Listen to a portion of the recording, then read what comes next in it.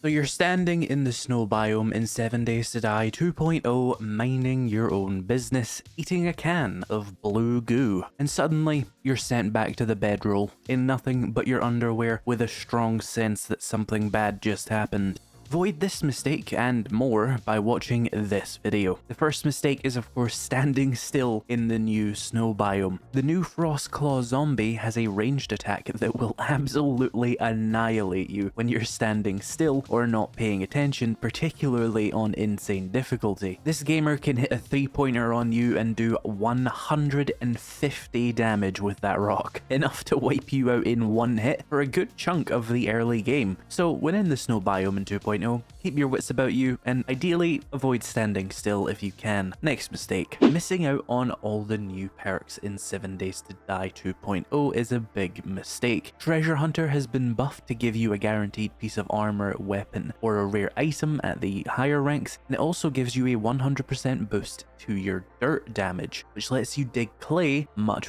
faster. Animal Tracker now also lets you track zombie dogs, zombie wolves, and zombie bears. Perception Mastery can let you do 50% more damage with rifles, which is pretty good. Pack Mule in Strength has had the undisputed biggest glow up, going from pretty much useless inventory capacity to a perk that also increases your inventory crafting speed by up to 50% and can give you a chance to ignore damage taken from enemies, though this isn't perfect. I'll talk about that more later. Grand Slam in Strength can be used to ragdoll enemies. The Junk Miner perk can give you extra resources when smacking things with tools. And the Strength Mastery perk does a lot, but the three big things are brass when mining any ore, extra decapitation chance with strength melee weapons, and a huge damage resistance for 10 seconds after killing enemies with strength-based weapons, like shotguns and sledgehammers, which is really good. Fortitude Mastery can get you up to 100 more health, and Rule 1 Cardio can now get you up to 50 more stamina. Siphon Strikes is a great way to heal early on, because it gives you health on melee kills, and it is also very good later on as well, just to be clear. Agility's new perk Hard Target is absolutely insane, giving you damage resistance boosts when moving, as well as Parkour has been buffed to now give you absolutely no fall damage at the final rank, and also one of the Agility Mastery perks allows you to just ignore a hit every 60 seconds, which is really useful, particularly on very mobile playstyles like Agility. Intellect Mastery brings a huge boost to finding the crafting skill magazines in 7 Days to Die, giving you an extra bonus to find it in loot, and also giving you 2 times as many skill books from every book you read 50% of the time. And if you combine that with Nerd Armor, that is of course 100% of the time, bringing the number of books you need to read to get your crafting skills maxed out down absolutely massively. So don't miss out on those effects, and be sure to check out the General tab as well for Living Off the Land and Master Chef. They've been made more accessible in this update, and arguably a lot more useful with all the smoothies you'll need to craft if you're playing with biome progression. Again, more on that later. Next mistake, using old base designs. Now, not every old base design is broken, but a lot of them are. The new zombie crouching mechanic has made a lot of old base designs obsolete, because the zombies will pile up and then essentially crawl through the gaps that people have been using to fight. So be sure to use a more 2.0 friendly fighting position to fight at your horde base. There are already a lot of great tutorials going up made by some great creators, and I'm sure I'll be jumping on that when I get a chance too. I just have a massive list of other things I need to do for 2.0 first, so be careful when using those old base designs. Maybe give them a little trial run with 10 zombies first before you use them. The next mistake is overestimating Pack Mule's 50% chance to block damage. Now, Pack Mule's chance to block damage is very powerful, but it is not perfect. You should know that it won't actually stop you from receiving a critical injury. So you might take no damage and still get infected or fatigued, so ideally you still really want to try and avoid getting hit. And according to the game files, there's a whole host of effects that actually block Pack Mule from activating as well. It won't trigger if you're bleeding, on fire, drowning, being shocked, in the radiation pool from a mutated zombie, or suffering from any of the twitch effects. So as good as Pack Mule is, just be careful putting all your trust in it. Next mistake, wandering into the other biomes. Now, assuming you have biome progression turned on, you cannot just go wandering into other biomes willy-nilly. At the start of the game, you'll have 3 minutes in the burnt biome, 2 minutes in the desert, and 1 minute in the snow, and 30 seconds in the wasteland before you start taking lots of damage just for being there, at which point you'll need to vacate the biome to regenerate your resistance. It's worth noting that as you develop immunities to all the different biomes though, the time you can spend in the the next biome is extended, with the maximum time being 3 minutes in the wasteland. It's not all bad though. You can also make biome smoothies to give you 5 minutes of resistance to the biome. They take various different appropriate crafting ingredients to make. If you want to become immune to the biomes, you need to achieve a series of tasks for each biome, and these work on a template which is generally this. Get the previous biome's badge, collect a bunch of the biome's exclusive plant, make a biome smoothie, collect the biome's special resource, loot a number of containers in that biome, kill a number of the biome's special zombies, and stay in the biome for an amount of time. Once you do all that, you just go to a trader and you'll be given a badge that allows you to stay in that biome forever. So yeah, just make sure you get prepped before going into new biomes, which leads me to the next mistake, dropping mushrooms and mushroom spores. Mushrooms are used in all but one of the biome smoothies, and you'll need a lot of them to max out your biome protection in 7 Days to Die, especially if you're not particularly efficient at doing those tasks to become immune. So keep your mushrooms and your mushroom spores now more than ever. And you should also know a few more smoothie tips as well. Smoothies are made in your inventory, but they're actually only crafted faster using MasterChef, not pack meal. MasterChef also reduces the primary ingredient of these smoothies too. Iron Gut does not extend the life of these smoothies, and biome smoothies, as well as all consumables, can be stacked up to 3 at a time, so don't go drinking 5 of them at once. Currently, a burnt smoothie is worth 200 dukes, and they're extremely easy to craft later on in the game. All you need is a bunch of coal, plant fiber,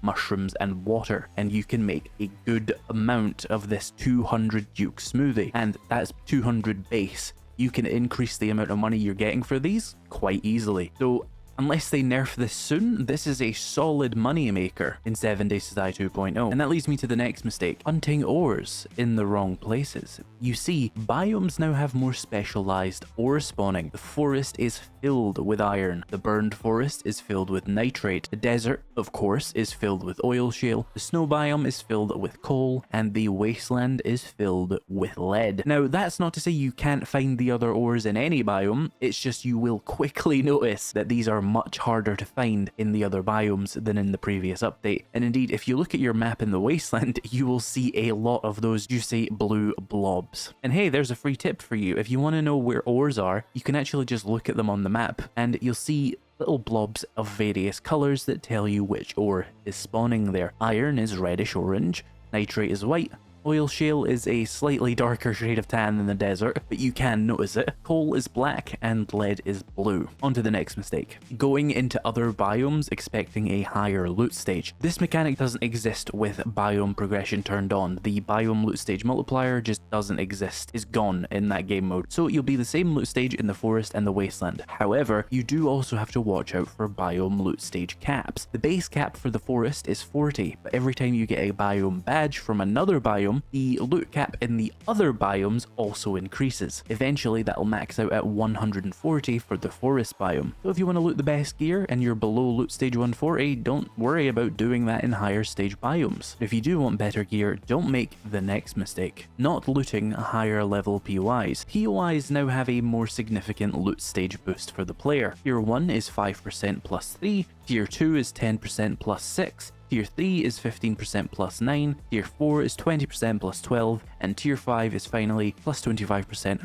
plus 15. This means that if on day 1 you went and looted a Tier 5 POI, you would be getting the loot of a level 15 player. That is not a significant boost at that point in the game though. Loot stage is very slow in 7 Days to Die. But later on in the game, going into Tier 5 POIs for the best loot is now a significant choice you can actually make that will impact your loot stage significantly. If you're level 100, you get plus 25%, which is plus 25 at level 100, and then plus 15, so you'll be loot stage 140, which is a significant loot stage boost from level 100. But you'll still find that crafting is a lot faster in 2.0 than looting is, especially with the loot boosts. The books in Intellect Mastery, as well as the boost the skill points you get from reading books in Intellect Mastery and the Nerd Outfit. Oh, but speaking of crafting, don't make this next crafting mistake, not crafting level 6 primitive gear. In the previous update, it of course cost a legendary part to craft level 6 anything, so it was never ever worth it to waste one of those on a level 6 stone shovel, for example. But now it doesn't cost a legendary part for primitive gear, so don't panic when you accidentally craft a level 6 primitive helmet. You didn't waste a legendary part. So if you don't mind using the resources, just go ahead and make one. You don't have to feel bad about legendary parts now. Next mistake, eating radiated mushrooms. First of all, they are quite a pain to gather, especially without living off the land, so don't waste them, but also, or do eat them if that's what you want. I'm just giving you a warning that you probably don't want to eat them. The next mistake is not preparing your base for the new zombies. The Frostclaw now throws massive rocks at your base, so it's much more important not to stand on the roof and fire down at zombies. You need to cover yourself a lot more, and you probably want to make a more durable fighting position because these rocks do splash block damage as well. You also need to be definitely prepared for the Inferno zombies. They do 250 block damage per hit, and later on that's absolutely going to tear through even steel blocks, so you definitely need a bit more armor on those base designs and a little bit more redundancy in case something goes wrong later on in the game. The next mistake is kind of related to this, using stuns and electric fences on charged zombies, or more accurately, not being prepared for them to recover faster from it. You see, charged zombies move faster, attack faster, hit harder, and have more health than radiated zombies, and they'll recover from stun baton stuns and electric fence stuns a decent bit faster than you're used to. And this is worth knowing just so that you know to be more careful if you're relying on these tactics for Horde Knights later on in the game, because eventually almost every zombie is going to be charged or infernal. And the last mistake is using guns on the plagues of bugs that the plague spitter spit. They're almost immune to guns, so just smack them with a melee weapon and they'll die really fast, and you can get back to smacking the plague spitter. One of the best weapons to smack them with is of course the sledgehammer, and if you want to know more about the sledgehammer and all the other melee weapon buffs in 2.0, check out this video. Thanks for watching, and I'll see you in the next one.